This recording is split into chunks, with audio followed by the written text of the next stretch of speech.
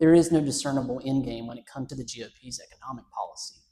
But one only needs to look at GOP-controlled state legislatures to see what the National Republican Party has in mind for this country. Here in Tennessee, the national blueprint for the GOP is quite clear. National Republicans are emulating what the state legislature in Nashville has been building for years. This can be seen plainly by comparing Trump's tariff and tax policy to Tennessee's long-standing regressive taxation, a system embedded into our state constitution via its ban on a state income tax.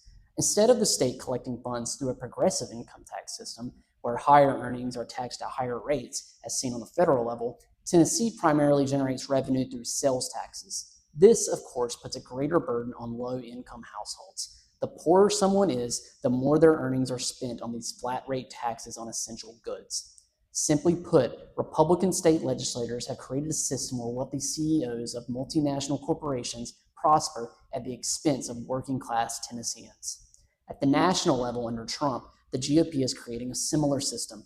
Due to the president's broad, haphazard tariffs on imported goods that would take years to manufacture domestically, these costs, essentially operating as a broad sales tax, are projected to be largely paid by consumers, by working-class Americans. In tandem with the Big Beautiful Bill, which slashed taxes on the wealthiest Americans and gutted government-subsidized health insurance for the poorest Americans, the lowest income households nationwide are all but insured to see their quality of life severely diminished under GOP Congress. Mirroring Tennessee's reverse Robin Hood economic policy, the national GOP is robbing from the poor and enriching the wealthy even more.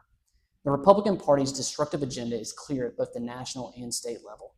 If we want a system of governance that benefits us all, the GOP must be purged from power.